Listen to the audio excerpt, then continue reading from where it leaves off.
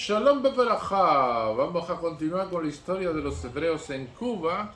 Seguimos con un artículo que se llama Un pueblo fundamental en la historia, publicado en la revista Almanaque Hebreo Vida Habanera del año 1946 por Ofelia Domínguez Navarro, un discurso que pronunció en Nueva York el 14 de junio de 1946. Ella que fue una gran luchadora por la creación del Estado de Israel, el Comité Pro-Palestina que existía en Cuba. Y dice así, y continuamos donde nos habíamos quedado en este mismo artículo en la semana pasada. El interés británico. En el caso de la Gran Bretaña, los funcionarios permanentes del Colonial Office creen que la seguridad del imperio depende mucho del problema de Palestina.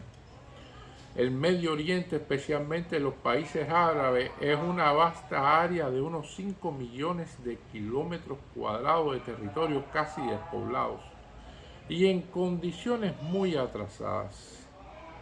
En caso de guerra no podrían los pueblos árabes defenderse ni contra fuerzas primitivas y menos aún contra fuerzas modernas mecanizadas, por la simple razón elemental que no hay brazos ni para el trabajo.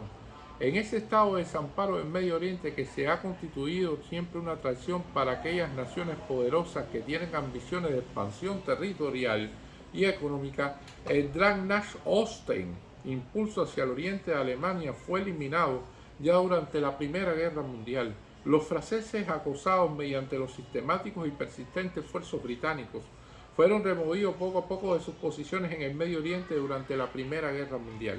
Pero surgió ahora para Inglaterra, es decir, para su política imperialista, la amenaza del creciente poder de la Unión Soviética y la sospecha de su infiltración para propósitos expansionistas. Los imperios, como primadonas, son terriblemente intolerantes y sospechosos de cualquier posible rival. El mero surgir de un nuevo poder se considera como una amenaza para la seguridad del poder ya existente, mientras que el león británico mira con cierta complacencia la crecida águila norteamericana que incubó la misma Inglaterra en un momento de descuido, abriga solo recelo y buena dosis de temor en lo que se refiere al oso ruso que cada día crece más y más fuerte. El temor, según nos enseña la psicología, condiciona el organismo para la fuga o para la agresión. En un mundo que está planeando y preparándose para la guerra más bien que para la paz, las bases militares estratégicas son de vital importancia, especialmente si están situadas en el área desde donde se pueden realizar los bombardeos contra ciertos puntos vitales que se prevén ya desde ahora. Palestina está al base, y los funcionarios del Colonial Office consideran que esta faja de tierra es indispensable para lo que están planeando. Palestina está situada en el cruce de los caminos entre tres continentes, Europa, Asia y África. Es la salida para el petróleo del Irak y sobre todo sirve como un medio ya probado para establecer al menos una apariencia de unidad entre los cabecillas árabes, una unidad que es tanto más difícil cuanto más la anhelan los funcionarios del Imperio Británico. Lo que temen los gobernantes árabes. Los poderosos latifundistas árabes de este siglo temen el progreso de la misma medida que lo tenían los contemporáneos de Mendeville hace 200 años. Los señores feudales árabes del Medio Oriente todavía creen que para que la sociedad sea feliz y el pueblo dócil, aún bajo las peores condiciones, es necesario que la mayoría de la población se mantenga ignorante y pobre. Palestina. La Palestina judía, con su ciencia y tecnología, higiene y sanidad, arte moderno y educación universal y toda clase de instituciones para el bienestar social, presenta un ejemplo y estímulo que no puede dejar de influenciar las poblaciones árabes, no solo de Palestina, sino también de los demás países del Medio Oriente, donde los árabes viven un gran atraso y pobreza a pesar de sus dotes naturales de inteligencia. El conocimiento, dijo de Mandeville, aumenta y multiplica nuestros deseos. Ahora bien, los señores feudales no quieren ver los deseos de los siervos árabes aumentados y multiplicados. Nada más desagradable para la oligarquía feudales árabes que la posibilidad de que los esclavos dejen de ser dóciles y empiecen a exigir a que se les conceda algo de las buenas cosas necesarias de la vida. Bajo el régimen reaccionario otomano, la camarilla de los gobernantes árabes salió a los conquistadores turcos que oprimieron durante siglos a las poblaciones árabes y así lograron mantener a sus propios pueblos subyugados en la más completa ignorancia, desastrosa pobreza, debilidad física y servil dependencia. La vuelta de los judíos a Palestina ha traído la luz del conocimiento y el estímulo de una vida nueva a los pobres y enfermizos campesinos árabes, que constituyen la gran mayoría de las poblaciones en Medio Oriente. No cabe duda de que este ejemplo vivo de los judíos y sus logros engendrará aquel descontento general de las masas árabes que los jefes feudales se afaman por impedir de cualquier manera a costa de los judíos y a costa de las propias poblaciones árabes. Una Palestina judía significa progreso para el Medio Oriente. El progreso es una gran amenaza para el poder y el privilegio de los latifundistas árabes y los intereses creados de los imperialistas. Para contrarrestar el progreso hay que paralizar los esfuerzos de los judíos y las empresas que ellos realizan en Palestina. Lo que Palestina significa para los judíos. El judío, constituyendo minoría en el seno de los distintos pueblos del mundo, ha sido el blanco oportuno y fácil de los demagogos nacionales en su interés de desviar la atención popular de los manejos que afectan a sus propios pueblos. Alemania contaba con solo 600.000 judíos entre una población de 60 millones de personas cuando decretó el nazismo la discriminación racial, cortina de humo que se levantó ante su desorbitado interés de espacio vital. Europa toda tenía en sus pueblos unos 10 millones de judíos.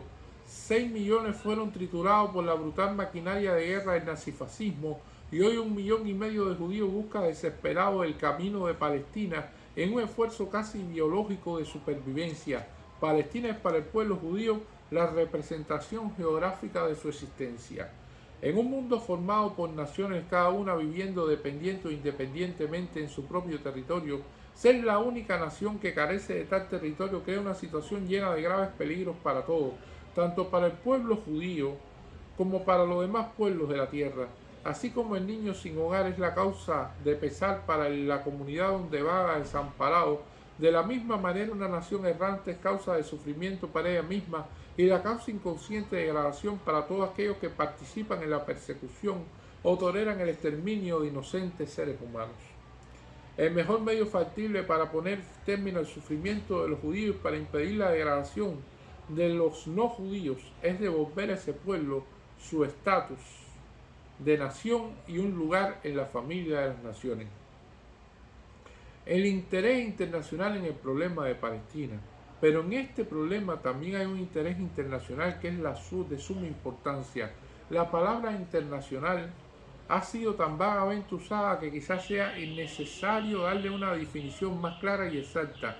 En una de las sesiones del Comité Angloamericano de Investigación que se llevaron a cabo en la ciudad de Washington, el presidente de la sección americana del comité dijo a uno de los testigos sionistas: 1 o 2 veces ustedes han mencionado a los judíos como internacionalistas con el mejor sentido de la palabra. No es un anacronismo que los judíos deseen ahora restaurar la nación judía en un mundo que está empeñándose en lograr el internacionalismo. El juez, al parecer, pensó que el mundo estaba a punto de repudiar los territorios, cultura, lengua nacional, etc.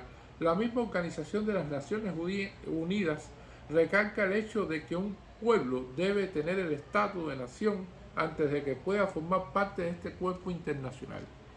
Los 300.000 nómadas de Transjordania, que en nada han contribuido a los esfuerzos internacionales para acabar con el nazismo y el fascismo, muy pronto tendrán voz y votos en los consejos internacionales, mientras que el pueblo judío, que ha contribuido tanto al esfuerzo de guerra, se le mantiene fuera de las Naciones Unidas por la única razón que carece estatus de nación. 8 siglos de cultura e idiomas franceses no han podido eliminar en Francia ni la lengua ni la tradición de los vascos ni de los provenzales, pero los vascos y los provenzales, así como los bretones y los normandos, han aprendido bajo gobiernos esclarecidos a cooperar por el bienestar de todo el país. El mismo término internacionalismo presupone la existencia de naciones. Internacionalismo significa en realidad la cooperación armónica entre todas las naciones en bien del mundo entero. En esta era atómica, que sorprendió a la humanidad, las naciones deben cooperar o el género humano está condenado al autoexterminio. Pero la cooperación entre las naciones, así como entre los individuos, solo se alcanza cuando la santidad de los tratados y las promesas internacionales se observan fielmente. La violación de una solemne promesa, aun sea hecha al más débil e indefenso de los pueblos, abre la puerta a la mala fe internacional, a la violencia y a la guerra. El problema de Palestina, las fuerzas están colocadas en bandos opuestos. De un lado tenemos la insaciable codicia de imperios poderosos luchando por la supremacía del poder, y del otro lado la voz de un pequeño, errante e indefenso pueblo que clama por la justicia universal, que clama porque se enderece un viejo entuerto que puede ser corregido y debe serlo para el bien de todos los hombres. En el Estado democrático moderno, el derecho del individuo a la vida, a la libertad y a la búsqueda de su felicidad se considera como esencial y sagrado. En el orden democrático mundial, las naciones, por más pequeñas y débiles que sean, deben tener derecho a la vida y a la libertad. La lucha del pueblo judío por la restauración de su madre patria y de su nacionalidad se encuentra por consiguiente en la vanguardia de la lucha por la democracia internacional. En esta formación de fuerzas desiguales, en la cual se encuentran imperios que batallan por la supremacía mundial y una pequeña y débil nación que lucha por la justicia e igualdad internacional, no se puede dudar cuál de los dos frentes representa la justicia y el derecho. Aquí vamos a terminar este artículo. Continuaremos la semana que viene estableciendo las palabras que dijo la señora Ofelia Domínguez en el almanaque hebreo Vida Habanera, donde fue publicada, y este discurso que fue realizado en Nueva York el día 14 de junio de 1946. Muchas gracias.